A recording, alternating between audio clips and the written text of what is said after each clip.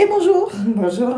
je suis à nouveau avec Pascal et comme vous voyez, on a bien passé du temps ensemble, on rit beaucoup, n'est-ce pas? Ah ben oui, on s'est pris fou rire en fait. Voilà, Mais c'est pas... mais c'est bien, Ah ben de c'est rire. clair, Voilà. c'est clair. Je disais à Pascal que lors de ma formation au yoga du rire, il disait qu'en fait il fallait rire 15 minutes par jour, donc je pense qu'on a eu notre quota. Ouf, on les a largement dépassés. Voilà. Et en fait, on échangeait à nouveau, une discussion qu'on aime bien avoir toutes les deux, et aujourd'hui, on parlait d'hypersensibilité, et de ce que ça pouvait faire dans la vie de tous les jours.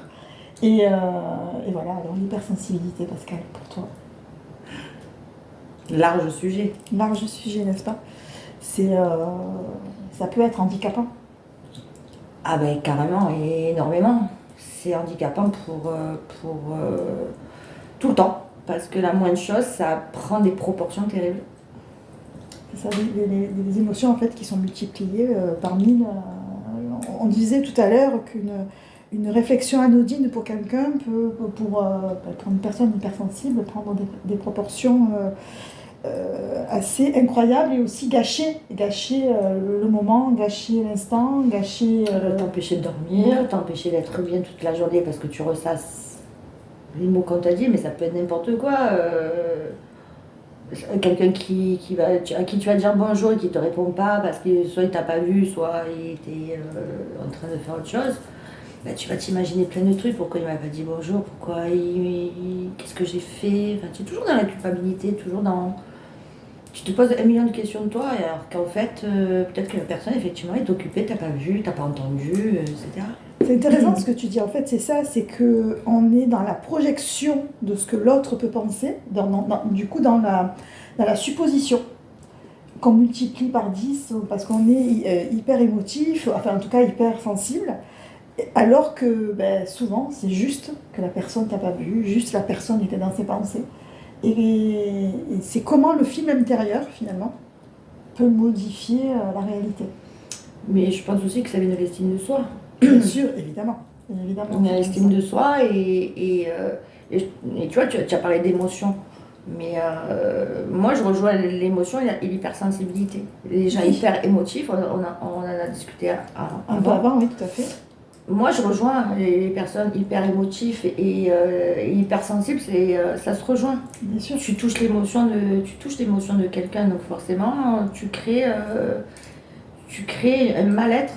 Mais tu as dit quelque chose de très intéressant, je trouve, que, en tout cas, pour la thérapeute que je suis, parce que c'est quelque chose qu'on vient travailler pour l'hypersensibilité, je pense, c'est l'estime de soi. Mais je pense que tout part de là. Beaucoup de choses. Que thérapeute, à mon sens, parce que je ne suis pas thérapeute, à mon sens, vous devez commencer par travailler l'estime de soi. Parce que ça, je pense que ça vient de tout petit. Et qu'on grandit avec ça. Oui, et qu'en arrivant à l'âge adulte, on a du mal à être confronté à certaines paroles, à certains actes, parce qu'on n'est pas préparé. Préparé, c'est ça. Et puis comme tu dis, c'est... En fait, tu disais très bien hein, tout à l'heure, voilà, parce qu'on dit avant de faire cette vidéo... Je suis un peu gênée par la caméra. Non, pas du tout.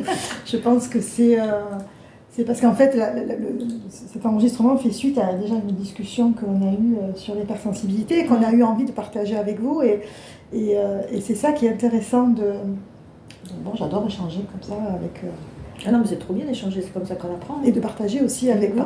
Voilà, et de partager avec vous. Mais l'hypersensibilité, en fait, on est venu à parler de ça parce qu'on en entend beaucoup parler. C'est vrai que c'est quelque chose aujourd'hui qui est... alors peut-être par la vie quand même, peut-être par le fait qu'il y a beaucoup les réseaux sociaux, beaucoup l'image qui est importante. Je sais pas, il y a plein de raisons qui peuvent faire que...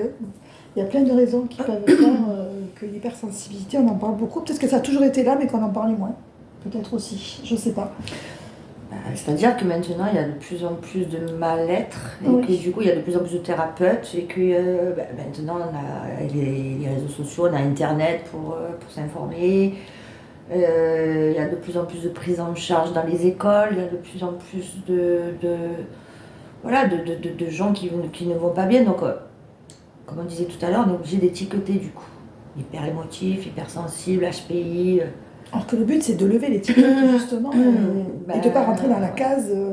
Mais je pense que ça a toujours existé, sauf Bien qu'avant, sûr. il y en avait, les parents, les grands-parents n'avaient pas tous ces moyens-là, et le temps, l'envie, Ni la peut-être qu'ils avaient culture. plus de temps, ouais, ni la culture, ils avaient peut-être plus de temps, mais voilà, il n'y avait pas toutes ces informations.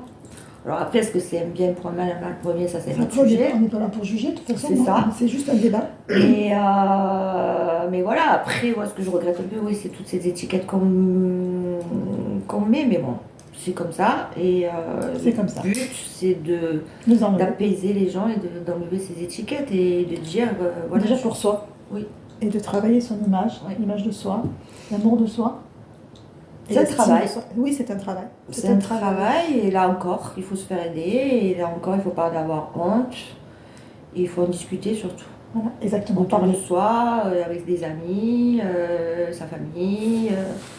Puis exprimer l'émotion, c'est aussi bien, quoi. Des fois, on la cache, l'émotion qu'on peut avoir. Tu sais, des fois, il peut y avoir une culture où on cache, on pleure pas, il faut pas montrer qu'on est triste, montrer... Alors qu'au contraire, il faut la sortir, l'émotion. Alors c'est culturel, mais c'est aussi l'image des réseaux sociaux. Hein. Il faut être belle devant Exactement. l'écran. C'est le sujet de tout à l'heure aussi. C'est ça. C'est ça. Il faut être belle, il faut toujours être top. Alors je suis assez paradoxale parce que moi qui aime la perfection. Oui. Mais je suis pas la seule. Mais, Mais, voilà, c'est l'image qu'il faut donner aujourd'hui, toujours être au top physiquement. Voilà, alors que non. mais alors c'est pas la vraie vie en fait. Exactement. C'est pas la vraie vie parce qu'on vieillit, il faut accepter certaines choses. Et puis la vraie vie, c'est les faiblesses aussi, c'est les fous rires. C'est ça, la vraie vie, c'est être pas toujours au top. Hein. Non, exactement. Et Et le dire. Et le dire et accepter ses défauts. Et ça, c'est plus compliqué aussi. C'est vrai. Mais Voilà. c'est du travail. C'est du travail, mais ça peut être fait aussi avec bienveillance et dans la bonne humeur. Mais tout peut se faire dans la bienveillance et la bonne humeur. Je pense que c'est un concept de vie. Oui. Oui, c'est vrai. C'est mon avis personnel. Je le partage. C'est pas une chose établie. Non. On parle que de nous, là, de notre expérience. Ah, complètement. On fait que partage, voilà, on n'est Voilà. pas là pour dire c'est comme ça. Et il faut faire ça. Exactement. Non, c'est notre expérience, notre vécu, notre ressenti. Et ce qui nous a aidé à nous faire du bien à nous. Exactement. Voilà. Donc, on partage. D'ailleurs, partage, c'est un mot que j'utilise souvent, je me rends compte quand je réécoute les vidéos. Donc, finalement, il doit être important pour moi. Et d'ailleurs, on va se partager un bout de gâteau. Voilà. Bon, alors voilà. Sur ce, on vous laisse alors, sur cette douceur. Et puis, on vous dit à bientôt. Et merci beaucoup. Merci. Ouais. À bientôt. Et partagez. Et partagez.